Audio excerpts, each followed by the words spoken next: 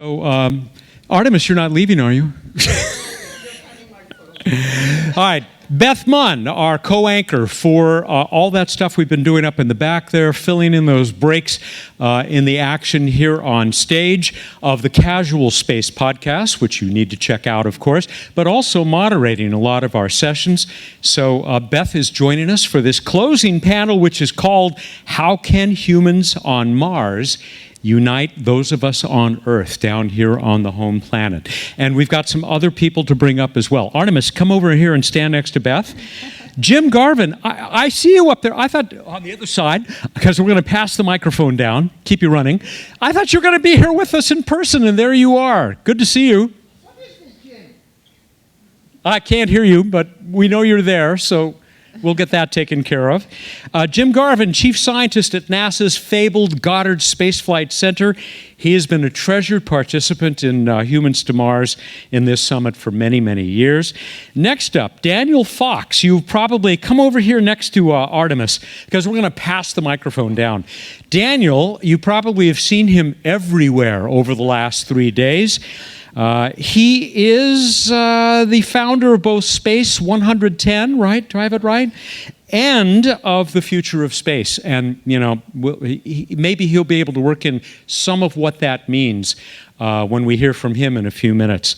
I had the pleasure, I'm not sure if you are here. It's Kim. I was looking for you. I had the pleasure of meeting Kim at Yuri's Night in Los Angeles about a month ago, which was great fun. She is the executive director of the Space Prize Foundation and an organization that probably a lot of you have heard of because it's been around for a long time. She is the chair of the board of directors for the Space Frontier Foundation. So good to see you again, Kim. Tanya Harrison. You know her probably. Long before, I met her long before she became what she is now, the Director of Strategic Science Initiatives for Planet. She calls herself a professional Martian. She has the credentials to prove it as a planetary scientist and much more. Many, many missions that she's been part of to the Red Planet. So welcome again, Tanya. And last but not least, the president of Explore Mars. Oh, you know what? I left out our other virtual participant, Chris Lyons. Hi. Haven't met you in person, but it's good to see you. He is a student and part of the Janet's Planet Astronaut Academy. Chris, I know you'd hope to be here with us in person, but we're glad that you can join us virtually, and you're in good company there with Jim Garvin. Lastly, now, I mentioned Janet's Planet. Well, that's why she's here, in addition to being the president of Explore Mars. That is Janet Ivey of Janet's Planet, and Janet will have some surprises for us. So we're now going to go into this session, and here's how it has worked for the last several years. Each one of these folks in order will hand off the microphone to. They have 2 minutes. They get a 2-minute warning to talk about what this theme means to them. How can humans on Mars help bring us back together, I'll say back, down here on Earth? And so, Beth, well, I don't know if they have my slide or not. Maybe, do you have that slide that I had? Otherwise, I can just read the quote from our founder at the Planetary Society, one of our co-founders. There it is. Why Mars? Because of the historic romance of the general public. Consider, even today, the associations of the word Martian. The exploration of Mars has a public resonance and support that probably no other goal of the space program can claim. And that extends into the theme that we have today. So I'll leave it at that and hand this to Beth. Thank you, Matt. And congratulations on your award. So deserved, right? For Matt, right? Well, I aim to bring those stories about space to the masses. And Daniel knows how to do this too. He'll talk about it, and I'm sure, and touch upon it. But it's, for me, I grew up as a journalist, and I had the fortune of working at NASA, and my challenging job was to tell the tax-paying public what we were doing at NASA. And I loved it because everything we worked on was a story.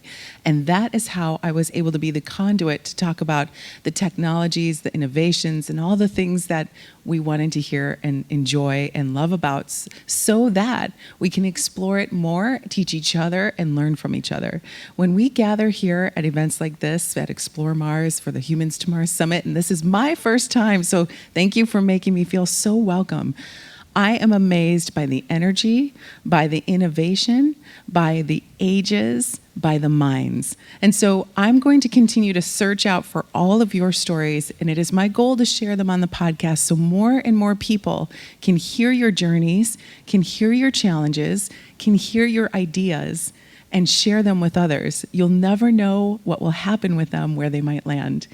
Thank you so much for having me, and now I'll turn it over to Artemis. Okay, contrary to what some people might think, I've only been a Martian for 22 years. You know, it started with a small group in the Netherlands who wanted to, try to advocate that people would go to Mars, and I thought, that's interesting, and I also said, that's interesting. Can I be at your founding meeting? And they said, sure. The rest is history. That's quite as clear. And why Mars for me? Well, I'm a historian, and I know that there has been moments in our history as human beings where we came together and did mighty things, where we helped each other and we had societies that gave equal rights to all of us, whether you were crippled or whether you were male or female. There were societies, even thousands of years ago, who did that. And I believe that we can be that society again. And a mighty goal like this will unite. Because this one is a bit too big to do just, the European Union to do, or the United States on its own. And also, why would you? Why wouldn't you take everyone on Earth to do this?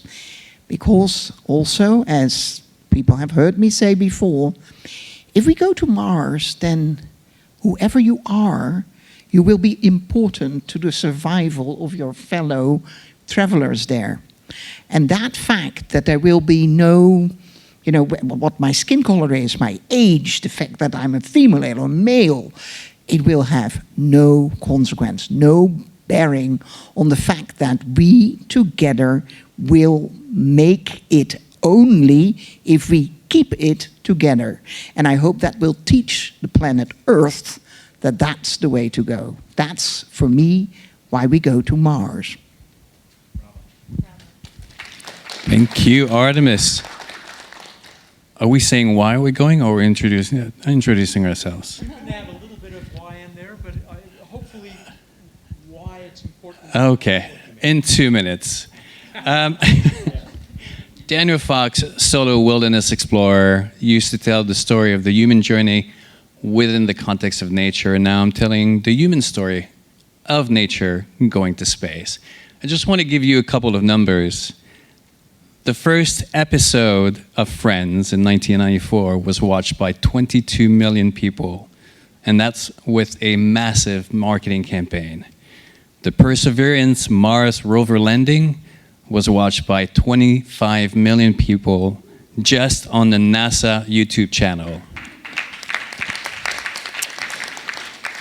The Oprah interview with Meghan and Harry was watched by 21.7 million people. So that just gives you the reach that now Mars or the space is getting.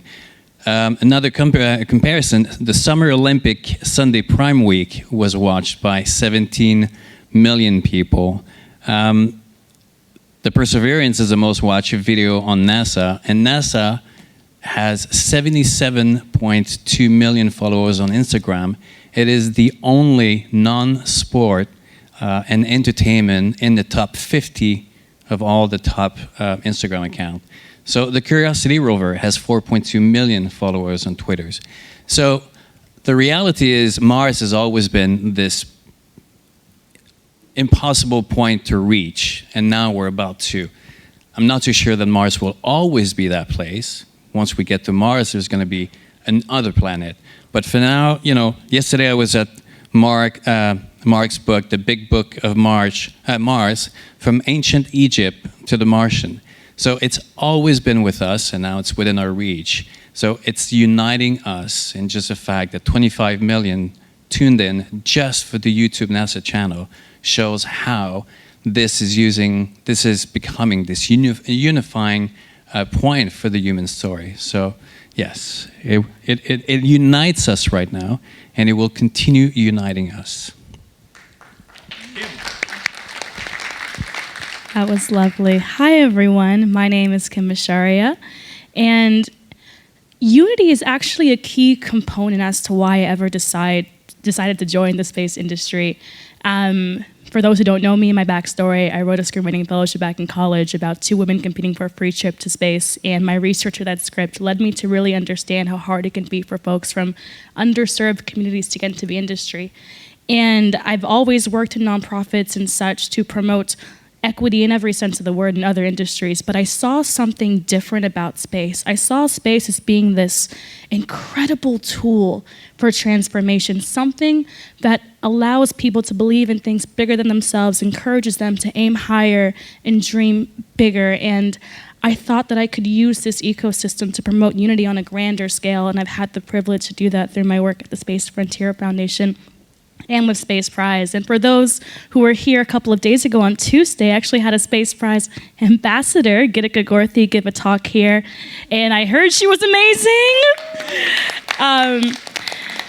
And so when I think about this idea of unity, I think what's so unique about this time in history right now is that there have been people paving the way for decades to enable us to actually have the idea of humans settling Mars. That idea is now truly within reach. And although the folks who have been working on this and building this out for decades, they may not be the people to go actually live out on Mars, but people like Gitika, they now have that option. They now get to help humanity expend our presence into the cosmos. And how beautiful is that these different generations who have such unique, beautiful perspectives can come together to build a future that benefits all of us, that can benefit our entire species for the long term. And so that's what really inspires me about humanity expanding and going out into Mars. I think it's going to bring us together in a way that's never been done before. And so the conversations that have been had in this room over the last few days, these are powerful. These are going to transform the future of humanity. And although it may not feel like that at this point in time, because we're all just so used to being in spaces like this, a number of us we're all seeing a lot of familiar faces here. The world outside, the folks that have not yet bought into this mission, I believe that the conversations happening here are going to transform things in a beautiful, impactful way. And again, bring us together in a way that's never been done before.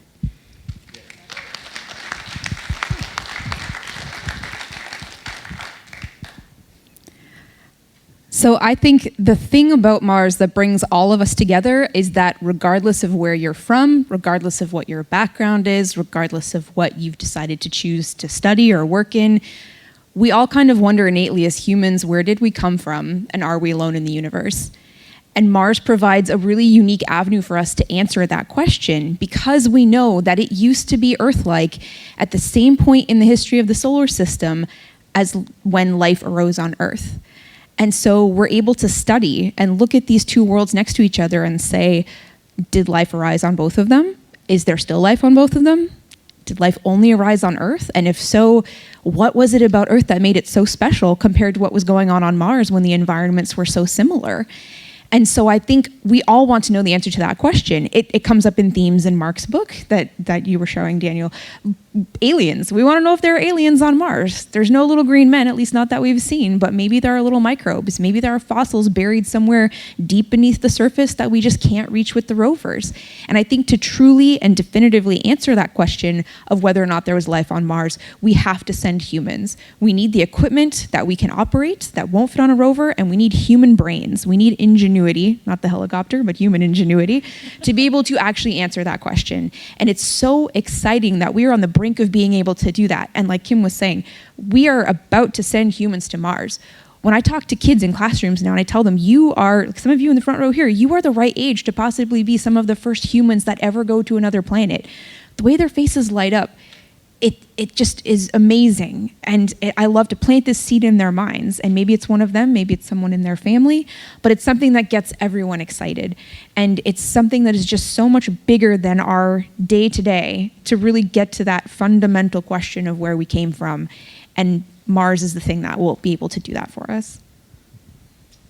Thank you, Tanya. Janet, before we go to you, let's hear from our digital participants, if we can lose the slide. And first, I'm going to go to Jim Garvin, who is unfailingly passionate in what he has to say about what going to Mars is going to do for us. Jim? Okay, Matt, can you guys all hear me? We can, yes. Okay, great. So Mars Unites, Mars United, doesn't that sound like a football club on European TV? I mean, is that what it's about? And I think not. As you heard from everyone here, Mars unites us in ways that go beyond every single thing we've ever imagined. And here's why. Quite frankly, Mars is the frontier for asking questions about how the mastery of engineering can do great things. We have done great things in engineering here on Earth. We have the ability to connect people, as you heard from the previous speakers, in watching TV shows or landings of rovers and all that. But the Mars frontier is so big. It's a forever frontier. And to go there as people from one planet to see another planet that never, ever was like our world. As much as we think it wasn't. We have to read the Mars story for what she gives us. And that story is beautiful. It awakens us to our own story in ways we might not have thought of. And so imagine women and men working in partnership with the masterful engineering that has opened these frontiers. The same frontiers that the James Webb Space Telescope is now about to show us about the bigger grand cosmos. But we can go to Mars. And so when engineering opens that frontier as a frontier for science, for exploration, for business, for entertainment, for everyone to be part of it. So it's not just 20 million people participating, it's 7.8 billion people participating. That is why we must go. And as the previous speaker just said, we can go. The challenges of Mars now are not the engineering that we know how to do. They're the challenges of working together and uniting. The same way we unite at a sports event, like the Olympics, or great football games in Europe, or whatever. So I think Mars is in our destiny. And just think of the last thought. As the previous speaker just said, what if there are literal forests of Mars microbes living in the old ice just under the sands of Mars, waiting to tell us their story? And maybe it's a story not like our own. Wouldn't that be unimaginable? That's not an alien story. That's a story of education for who we are as people. So I say Mars unites us, and we're ready to be united. Over to you, Matt. Jim, I knew you wouldn't let us down. Thank you. We are the Martians after all. Chris Lyons, we're going to let you have the last word in a couple of moments here. So I'm going to turn the microphone over to you, Janet. Thank you. Earth is a biological spaceship spinning around a massive nuclear explosion. Our atmosphere is a paper-thin layer of blue harmony, which protects us from the harsh darkness of space. The biggest change in perspective that we garnered from going to the moon was looking back at our precious world from a distance and seeing that beautiful blue ball that houses all that we hold dear. So what better time than now to discover our cosmic roots, drive our education, technology, and industry towards Mars. And it will be in the act of global participation with partners from around the world, collaborating for the safety and the protection for the humans that will set foot on the red planet. And my hope is that there will be a seismic reverberation of hope, solidarity, and goodwill on Earth and Mars, and that the technological and scientific advances that get us to Mars benefit all of humanity and be the byproducts of this endeavor. And that is my hope for how humans might unite the world. But truly, what better way for you all and the industry and the folks that are watching? I want you to hear what the students believe about Mars and how it might unite the world. Kevin had to leave to catch a flight. He's 14. He says he personally thinks that countries may partially cooperate to get to Mars because there's no one way a country can do it alone. But with the state of the world, I don't think it's possible right now for everybody to come together. With the political conflicts going on and tensions being high, until the situation in Ukraine and around the world is solved and we stop having wars, can we finally decide to come together? I think that all the astronauts, scientists, and engineers can survive and thrive on Mars by working together, sharing knowledge, and staying determined. To put it simply, alone we are weak, together we are strong. Now from Brian.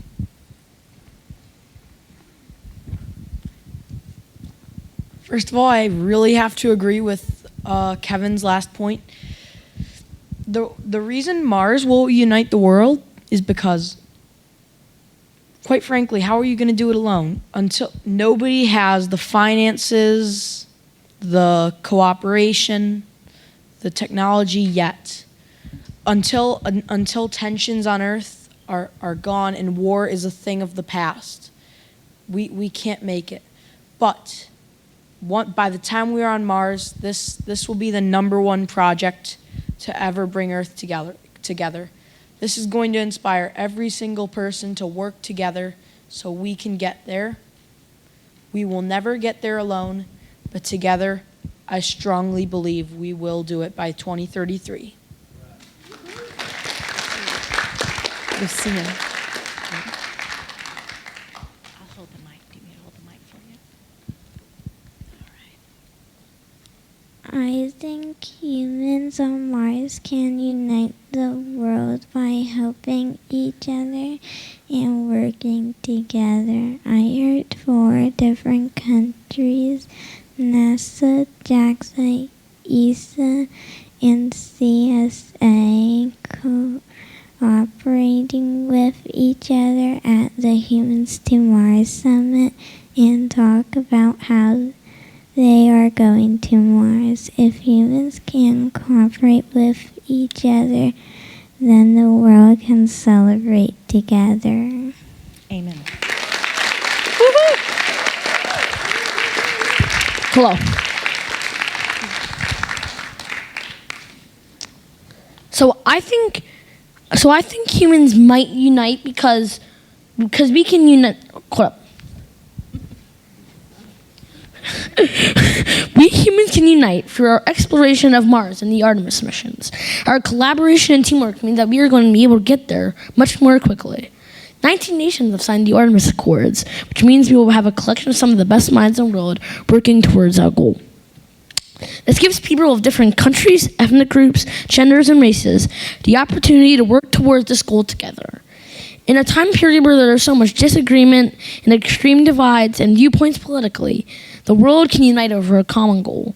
Space belongs to everyone, not just one country or party.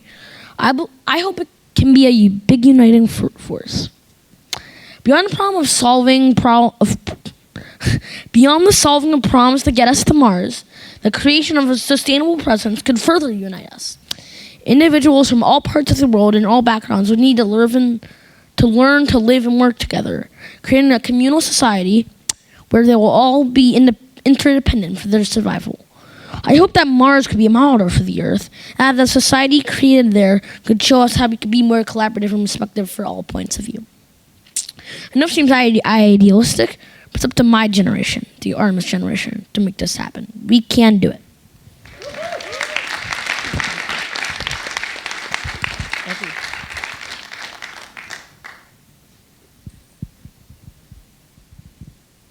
Hi, I'm Ivey. I'm 10 years old, and I think that Mars will unite because I think that going to Mars will unite people on Earth because of it's going to be an advancement and it's going to be an achievement, kind of like the ISS or the James Webb. When they were launched and they were all functioning in space, people celebrated, and now imagine what that would be like on a whole new planet where no one has ever stepped foot on. People will... I'm not saying that going to Mars will fix all the problems on Earth, but witnessing people on Mars and different countries living together, relying on each other, will hopefully inspire the people on Earth to work together and make it a better place. And it's also kind of like a second chance, not as like we're ditching Earth, but as in we're making where colonizing Mars will give us another chance to treat the planet better than what we did with Earth.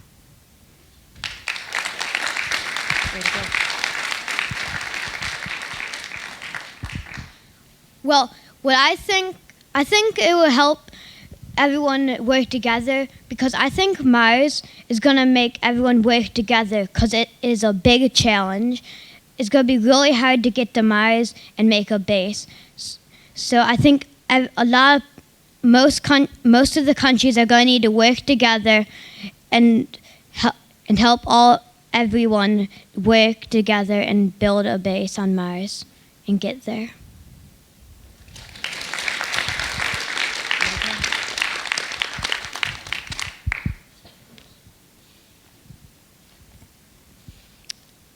Okay. So I'm Maggie, I'm 12 years old, and I'm one of Janet's students. And I worry that going to Mars will not unite the world because once whoever it may be, the amazing person who steps foot on the red planet, who changes history, when they step foot on Mars, will that just stop all the violence everywhere? Will that solve all our problems?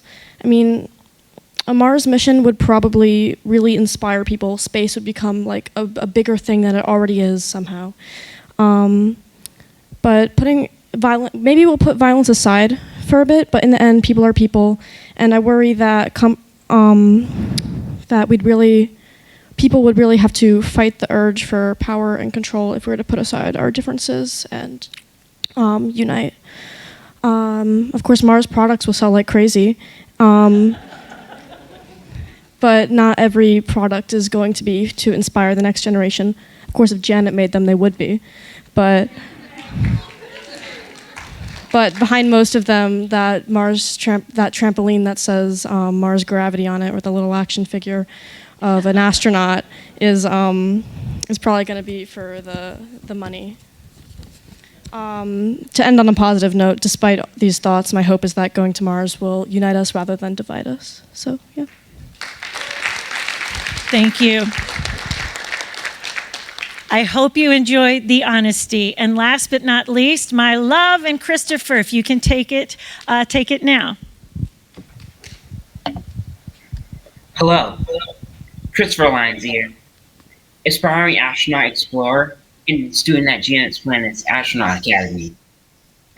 Here is what I think of how humans on Mars can unite the world.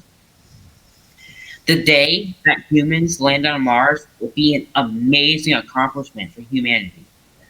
If we thoughtfully assemble a team of crew members that represent the rich diversity from all corners of the world found on planet Earth, we will show the world the beauty of what it truly means to be human. It will also allow us to rise above all the labels and adjectives that tend to both define us in cultural ways, but also in some instances, separate us. Thoughtful and intentional crew selection will indeed unite our common bond as citizens on Earth. I dream of being a human delegation traveling to Mars composed of diverse crew members that will traverse across everything that makes us different. I dream of the possibility of my friends and I being amongst the first set of humans that will establish a presence on Mars. I dream of us being on Mars and showing the world the power of what we can accomplish when humankind is united.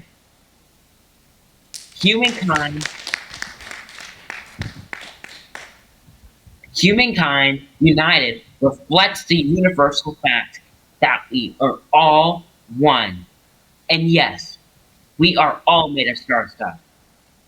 Our presence on Mars will prove that when we work together, we can accomplish anything. And it will also prove that no dream is too big.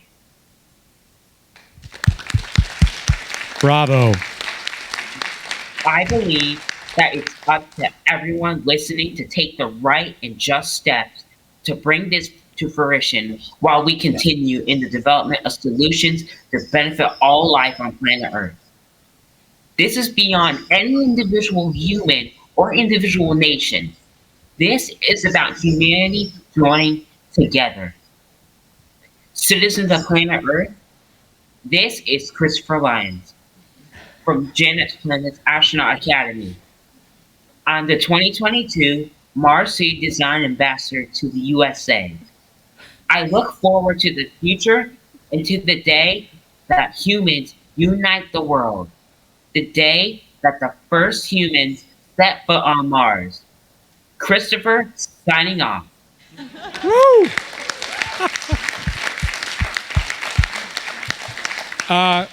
Grown-ups, I won't say that we've been left in the dust, but I think we have good competition from this younger set, the space leaders of tomorrow. We have a few minutes left, I think, before Chris Carberry comes back out to really put the finishing touches on this year's Humans to Mars Summit. Thank you, Chris. Okay, so we'll do that. And we do have the Q&A microphones. If any of the rest of you would like to come down, you're subject to the same 2-minute limit.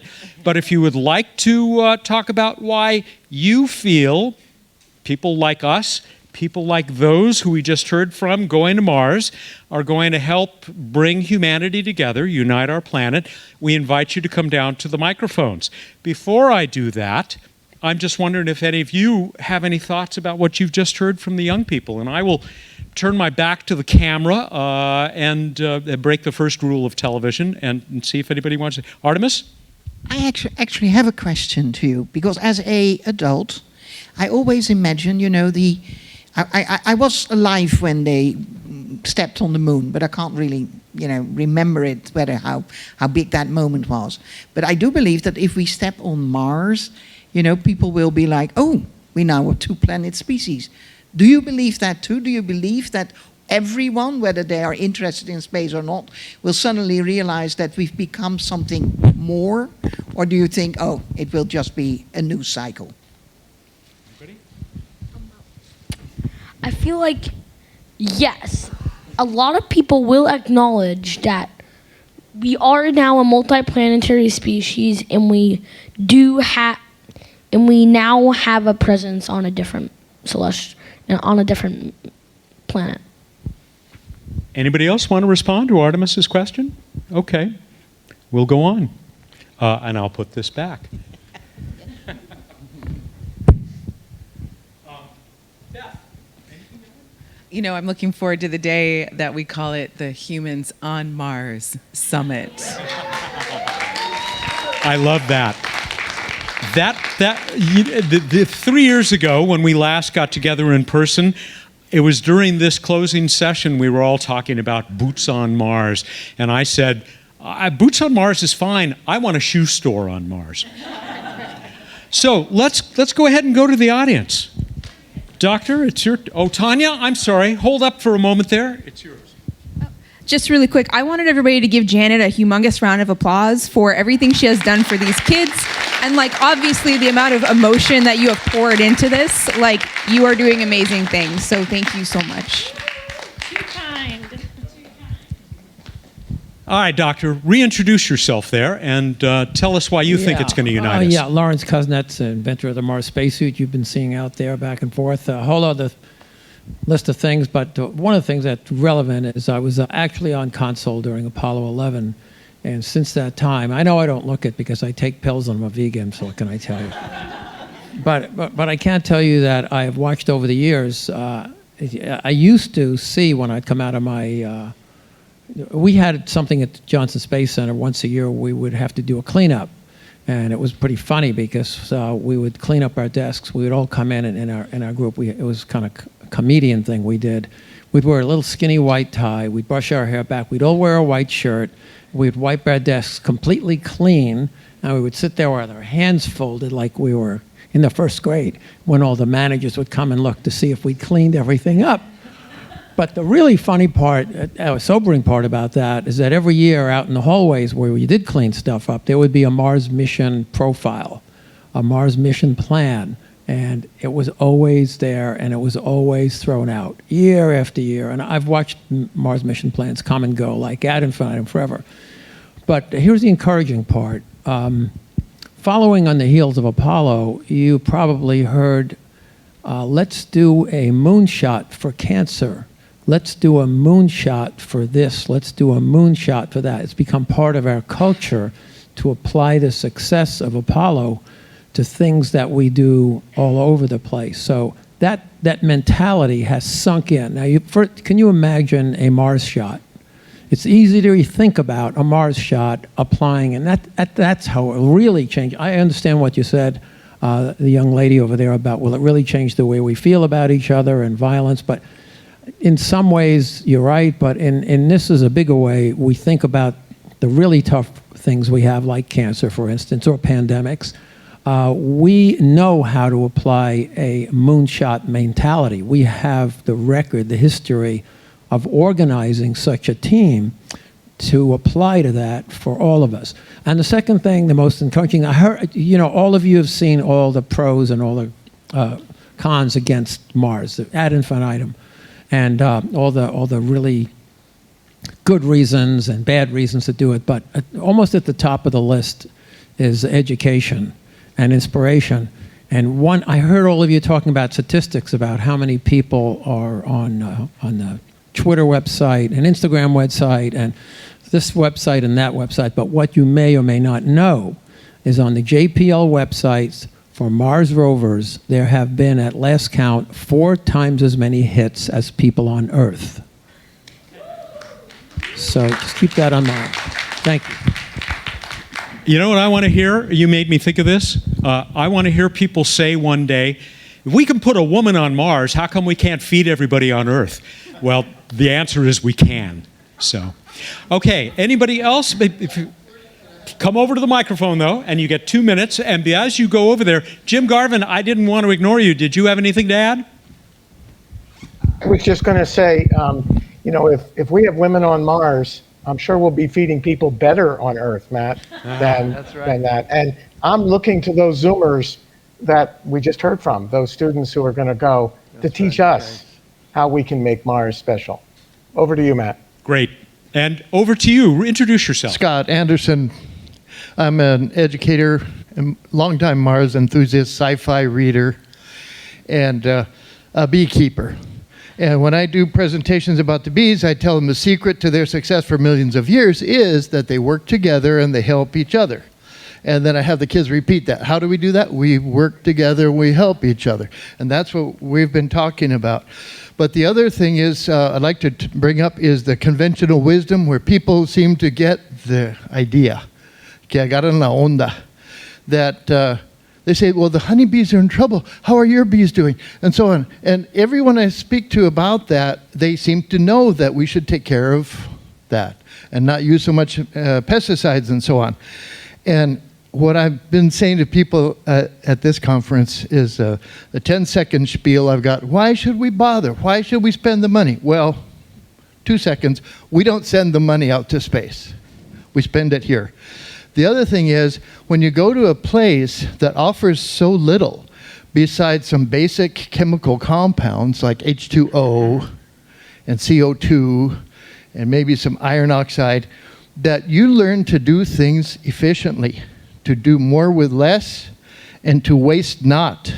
And even don't bother recycling, have the multiple usage during a product lifetime without melting it back down. And so when that becomes true on Mars, and those technologies and methodologies filter back to Earth, we will be feeding people better. Okay, thank you. Thank you. Go ahead and put that back on the stand there. Did we have anybody else out there in the audience who wants to join in? Yes, come on up.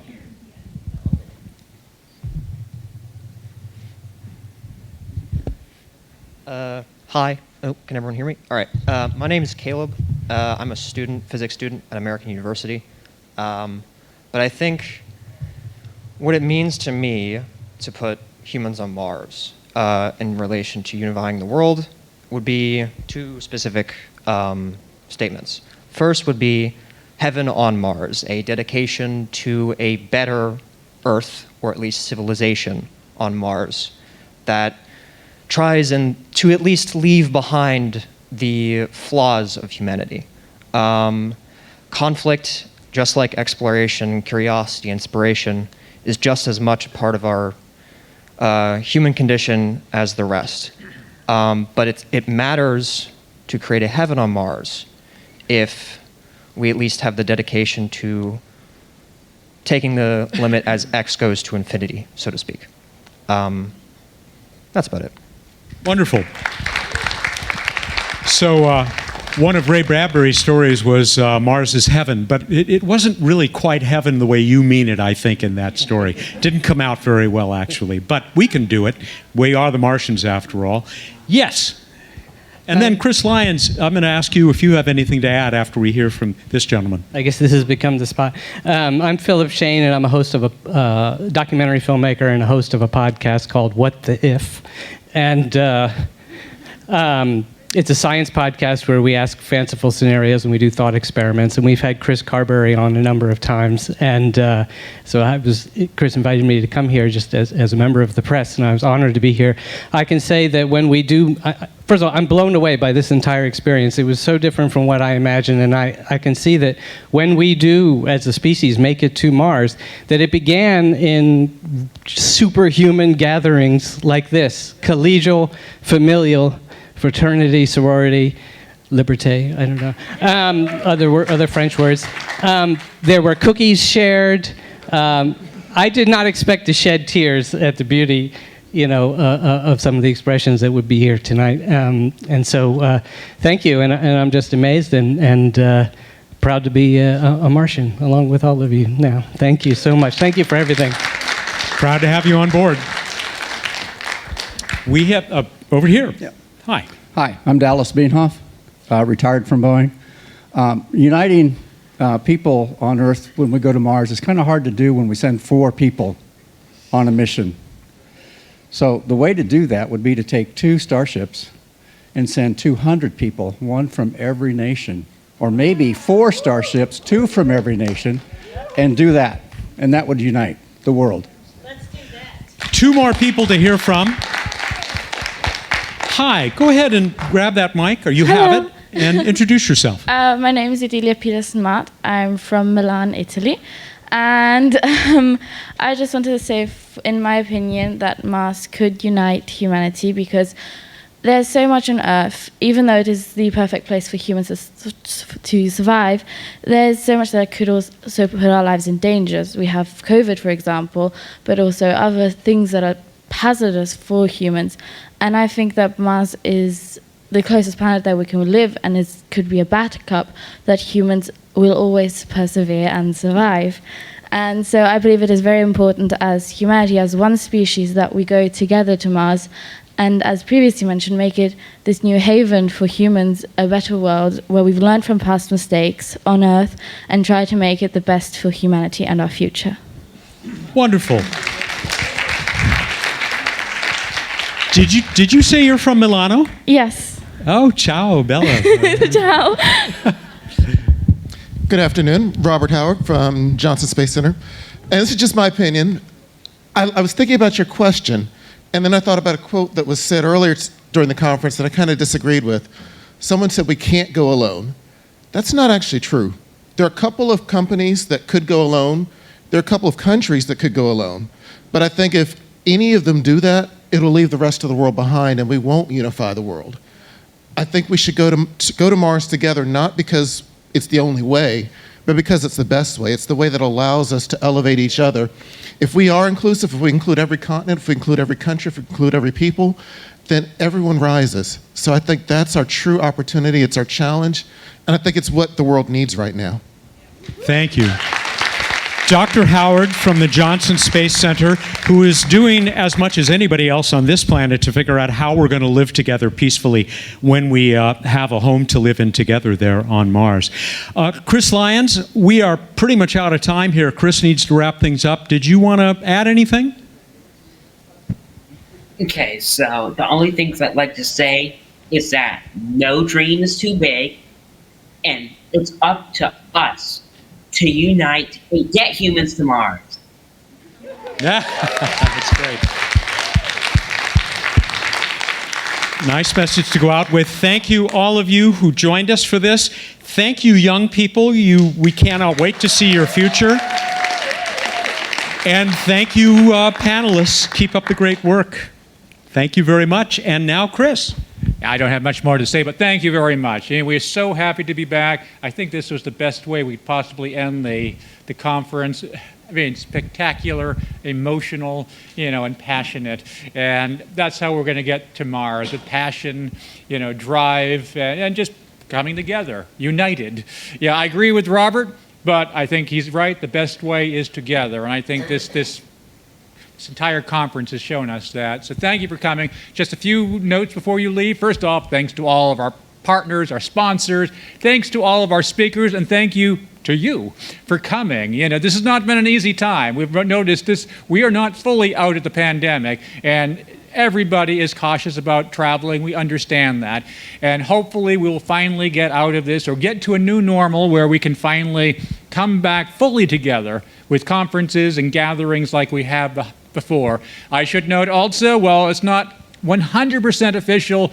Tentatively, the Humans to Mars Summit 2023 will be on May 16th through 18th. Yeah, 16th through 18th, whatever the Tuesday through Thursday is that week, tentatively back at the National Academy of Sciences. So we will give you an update sometime over the summer that those are probably going to be the dates. But last thing, if you are interested, you want to help out, reach out. We rely on enthusiastic, passionate volunteers, and we're hoping now that we're slowly, hopefully getting out of the pandemic, to really start getting more and more active all around the country and all around the world. So if you want to help out, reach out. We definitely need your help. So thank you very much, and I hope you have a wonderful evening. See you on Mars.